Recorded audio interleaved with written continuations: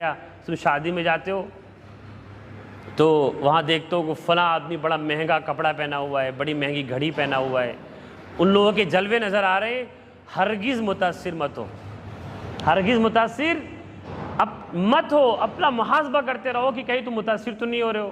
آج میں دعوت میں بولنے والا تھا تم لوگوں سے کہ دعوت تمہارے لیے اصل تمہارے لیے، تم سب سے خاص لوگ ہو۔ یہ مت سمجھو کہ ہم کمتر ہیں، اللہ کے نزدیک سب سے برتر ہے، سب سے بلند ہے۔ کب؟ جب ہم اللہ کے بتائے ہوئے طریقے پہ چل رہے ہیں، اللہ کے انتخاب پر ہم راضی بھی ہیں۔ رسول اللہ صلی اللہ علیہ وسلم نے صحابہ کرام کو ایک تعلیم دی۔ صحابہ بیٹھے ہوئے تھے حضور صلی اللہ علیہ وسلم کے ارد گرد، حضور کی مجلس میں صحابہ آتے گئے، لوگ آتے گئے، مجلس بڑھتی گئی، اتنی بڑھ گئی کہ حضور کا پیر پھیلا ہوا تھا، حضور نے پیر سمیٹ لیا، لوگ زیادہ ہو گئے۔ حضور نے فرمایا کہ ایک میں وصیت کرتا ہوں، میرے بعد تمہارے پاس علم سیکھنے والے طلباء آئیں گے۔ ظاہر ہے اللہ کے رسول کا علم کس کے پاس ہے؟ صحابہ کے پاس ہے، انہوں نے اسے سنا ہے، تو ساری دنیا کسے سیکھے گی؟ صحابہ سے سیکھے گی۔ حضور سے جو ہمارا تعلق ہے، جو رشتہ ہے قرآن والا، حدیث والا، وہ کس کے واسطے سے ہے؟ صحابہ کے واسطے، انہوں نے پہنچایا ہم تک، سب سے پہلی کڑی وہی ہے۔ تمہارے پاس طلباء آئیں گے سیکھنے والے تم سے، تم انہیں مرحبا کہنا۔ کیا کہنا؟ مرحبا مرحبا بوصیت رسول اللہ، مرحبا ہے، خوش آمدید ہے، ویلکم کہنا، آؤ آؤ، زمین کشادہ ہے تمہارے لیے۔ رحبت لکم الدار، یہ گھر تمہارے لیے کشادہ ہے، رہو جہاں رہنا ہے، مطلب یہ ہوتا ہے مرحبا۔ ارحب بکم ترحیبا، ای ارحب هذه الدار لکم، رحبت لکم الدار، یہ گھر تمہارے لیے، رہو۔ اپنائیت والا، اپنوں جیسے ان سے تعلق رکھنا، اپنوں جیسے سمجھنا، ان کو اپنا سمجھنا۔ بوصیت رسول اللہ، یہ اللہ کے رسول کی وصیت ہے، ان کی تاکید ہے، ان کا حکم ہے۔ کیا حکم ہے اللہ کے رسول کا؟ کہ طلباء کو مرحبا کہنا، اپنا سمجھنا۔ وَأَقْنُوا وَأَفْتُوا، اور جو پوچھے انہیں سکھانا، انہیں کوئی حدیث پوچھے فوراً انہیں سکھانا۔ صحابہ کو تلقین ہے۔ تو طلباء کی یہ قدر ہے کہ اللہ کے رسول کے مہمان اس لیے کہے جاتے ہیں، مہمان رسول اللہ ہے، اور تم اس اعزاز کو کمتر سمجھ رہے ہو؟ نہیں سمجھنا چاہیے۔ بہت بڑی ناشکری ہے اللہ کے رسول صلی اللہ علیہ وسلم تمہیں کوئی تحفہ دے اور تم ہاتھ کھینچ لو۔ ایسا ہو سکتا ہے؟ ہرگز نہیں، ہرگز نہیں ہونا چاہیے۔ یہ بہت بڑا تحفہ ہے۔ اور کب تک؟ جب تک تم پڑھ رہے ہو، اور پڑھنا کب تک چاہیے؟ موت تک۔ موت تک طالب علم بنے رہو، علم حاصل کرنے والے۔ ایک زمانے تک مدرسے میں پڑھتے ہوئے پھر پڑھاتے ہوئے، علم کا سیکھنے کا سلسلہ تو من المہدی الی اللحد ہونا چاہیے، ماں کی گود سے قبر تک ہونا چاہیے۔ تو پہلی بات یہ ہے، بار بار میں سمجھانا چاہتا ہوں بچوں کو، احساس کمتری میں اس کا شکار نہ ہو۔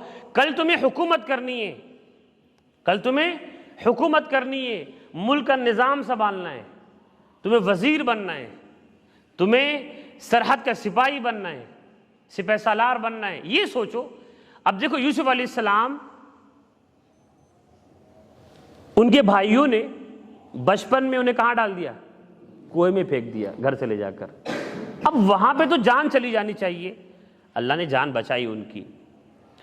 کنویں سے نکالے گئے، بازار میں بکے، جیسے سامان بکتا ہے ایسے انسان بکا، نوکر بن گئے۔ کہاں؟ یعقوب علیہ السلام کے نبی کے بیٹے، نبی کے پوتے، نبی کے پرپوتے تھے وہ، ان کے والد، دادا اور پردادا سب نبی، سب سے بڑا خاندان ان کا ہے۔ یعقوب علیہ السلام ان کے والد، اسحاق علیہ السلام ان کے دادا، ابراہیم علیہ السلام ان کے پردادا، منتخب خاندان ہے۔ لیکن آزمائش آئی، کیونکہ اللہ جس کو بنانا چاہتے ہیں اس کو آزماتے ہیں۔ آزمائش کی گھڑی آئے گی، کوئی خاص نہیں ہے اللہ کا، کوئی اللہ کے یہاں سرخاب پر نہیں لگا ہے، اللہ کا خاص بنے گا آزمائش کے ساتھ۔ امتحان پاس کرو، خاص بنو۔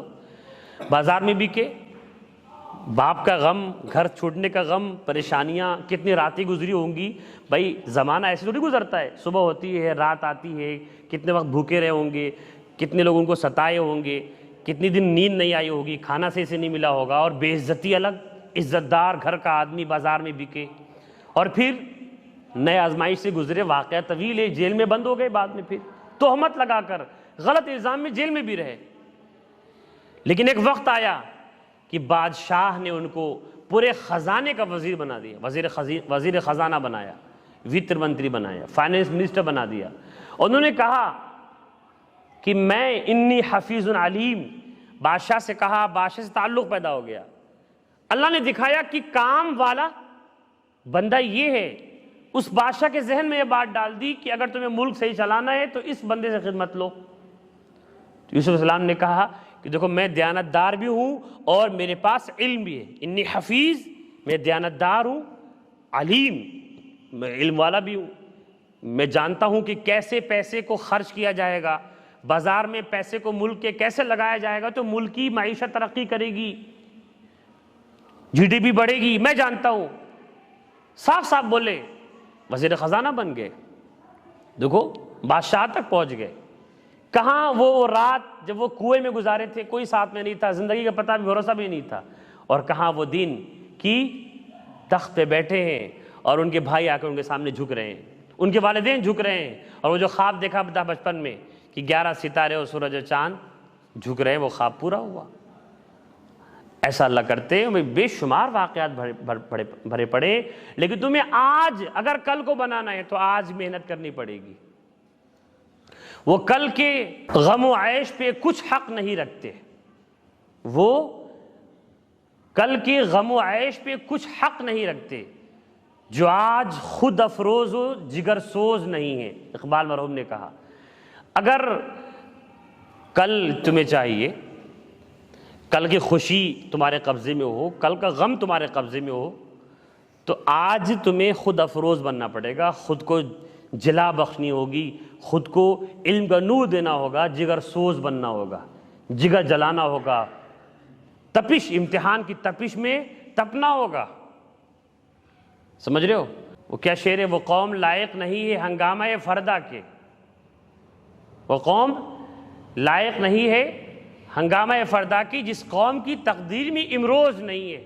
فردا مانے کل آنے والا، امروز مانے آج آنے والے کل کا ہنگامہ، اس کا شور، اس کا انقلاب اس قوم کے قبضے میں نہیں ہے، وہ قوم اس ہنگامے کے لائق نہیں ہے جس کی تقدیر میں آج نہیں ہے۔ آج تم بناؤ گے، اتقوا اللہ ولتنظر نفس ما قدمت لغد، ڈرو اللہ سے، اور ہر شخص یہ دیکھے، اللہ فرما رہے ہیں کہ آنے والے کل کے لیے کیا کر رہا ہے۔